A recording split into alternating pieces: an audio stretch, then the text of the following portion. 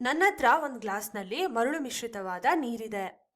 ಈಗ ಈ ಮರಳನ್ನ ನೀರಿನಿಂದ ಬೇರ್ಪಡಿಸಬಹುದಾ? ಖಂಡಿತವಾಗ್ಲೂ ಸಾಧ್ಯ. ಅದನ್ನ ಬೇರ್ಪಡಿಸಲು ಒಂದು ವಿಧಾನವಿದೆ. ಆ ವಿಧಾನವನ್ನ ಸೋಸುವಿಕೆ ಅಥವಾ ಶೋಧನೆ ಅಂತ ಕರೀತೇವೆ. ಸೋಸುವಿಕೆಯನ್ನ ದ್ರವದಿಂದ ಘನವನ್ನ ಬೇರ್ಪಡಿಸಲು ಬಳಸಬಹುದು. ಆದ್ರೆ ನಾವಿಲ್ಲಿ ನೆನ್ಪಿಟ್ಕೊಳ್ಬೇಕಾದ ವಿಷಯ ಏನು ಅಂದ್ರೆ, ಈ ವಿಧಾನ ಎಲ್ಲಾ ಸಂದರ್ಭಗಳಲ್ಲೂ ಬಳಕೆ ಆಗಲ್ಲ. ಬದಲಿಗೆ ಯಾವಾಗ ಘನಕಣಗಳು ನೀರಿನಲ್ಲಿ ಕರಗದೇ ಇರುವ ಸಂದರ್ಭದಲ್ಲಿ ಮಾತ್ರ ಇದು ಕೆಲಸ ಮಾಡುತ್ತೆ. ಇದನ್ನ ಹೇಗೆ ಮಾಡುದು ಅಂತ ಅರ್ಥ ಮಾಡ್ಕೊಳ್ಳೋಣ.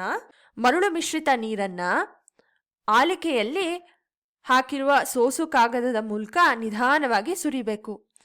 ಆಲಿಕೆಯ ಕೆಳಭಾಗದಲ್ಲಿ ಒಂದು ಪಾತ್ರೆಯನ್ನ ಇರಿಸಿರಬೇಕು. ಅದು ಹೊರಬರುವ ನೀರನ್ನ ಸಂಗ್ರಹ ಮಾಡುತ್ತೆ.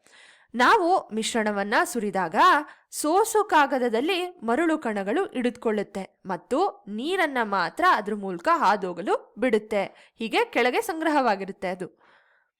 ಹೀಗಾಗಿ ಕೆಳಗಿನ ಪಾತ್ರೆಯಲ್ಲಿ ಸ್ವಚ್ಛವಾದ ನೀರು ಸೇರುತ್ತೆ ಮತ್ತು ಮರಳು ಸೋಸು ಕಾಗದದಲ್ಲೇ ಉಳ್ಕೊಳ್ಳುತ್ತೆ. ಇದು ಹೀಗೆ ಯಾಕಾಗುತ್ತೆ ಅಂದ್ರೆ, ಸೋಸು ಕಾಗದದಲ್ಲಿ ಬಹಳ ಚಿಕ್ಕ ರಂಧ್ರಗಳಿರುತ್ತೆ. ಈ ರಂಧ್ರಗಳು ನೀರಿನ ಕಣಗಳನ್ನು ಹಾದೋಗಲು ಅವಕಾಶ ಮಾಡಿಕೊಡುತ್ತೆ, ಆದ್ರೆ ದೊಡ್ಡ ಮರಳು ಕಣಗಳನ್ನ ತಡೆಯುತ್ತೆ. ಈ ರೀತಿ ನಾವು ಮರಳನ್ನ ನೀರಿನಿಂದ ಸುಲಭವಾಗಿ ಬೇರ್ಪಡಿಸಬಹುದು. ಇದರಲ್ಲಿ ಇನ್ನೂ ತುಂಬಾ ಸಣ್ಣ ಮರಳು ಕಣಗಳು ಇರ್ಬೋದು, ಆದ್ರೆ ಹೆಚ್ಚಿನ ಮರಳು ಕಣಗಳು ಫಿಲ್ಟರ್ ಆಗಿದೆ. ಈಗ ಇದರ ಚಿತ್ರವನ್ನ ಅರ್ಥ ಮಾಡ್ಕೊಳ್ಳೋಣ. ಇಲ್ಲಿ ಯಾವ ಯಾವ ಉಪಕರಣಗಳನ್ನ ಬಳಸಿದ್ವಿ ಅಂತ ಕೂಡ ನೋಡೋಣ. ಮೊದಲಿಗೆ ನಾವು ಘನ ಮತ್ತು ದ್ರವದ ಮಿಶ್ರಣ ಒಂದನ್ನ ತಗೊಳ್ಬೇಕು. ಈ ಒಂದು ಮಿಶ್ರಣ ಯಾವುದೇ ಕೂಡ ಆಗಿರ್ಬೋದು, ಮಣ್ಣಿನ ನೀರೇ ಆಗಿರ್ಬೇಕು ಅಂತಲ್ಲ.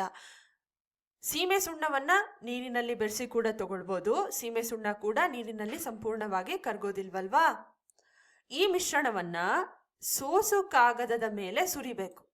ಈ ಸೋಸು ಕಾಗದವನ್ನ ನಾವು ಆಲಿಕೆಯ ಮೇಲೆ ಇರಿಸಿರ್ತೀವಿ. ಈ ರೀತಿ ಈ ಸೋಸು ಕಾಗದ ನೀರಿನ ಕಣಗಳನ್ನ ಮಾತ್ರ ಆದ್ ಹೋಗ್ಲಿಕ್ಕೆ ಅವಕಾಶ ಮಾಡಿಕೊಡುತ್ತೆ.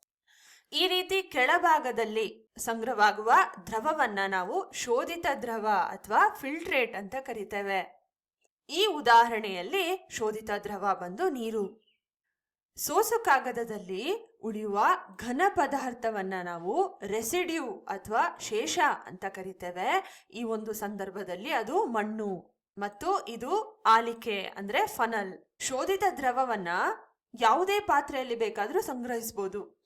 ಕೋನಿಕಲ್ ಫ್ಲಾಸ್ಕ್ ಆಗಿರ್ಬೋದು, ಬೀಕರ್ ಆಗಿರ್ಬೋದು, ಅಥವಾ ಯಾವುದೇ ಒಂದು ಸಾಮಾನ್ಯ ಪಾತ್ರೆ ಕೂಡ ಆಗಿರ್ಬೋದು. ಈ ರೀತಿಯಾಗಿ ಸೋಸುವಿಕೆ ಕಾರ್ಯನಿರ್ವಹಿಸುತ್ತೆ.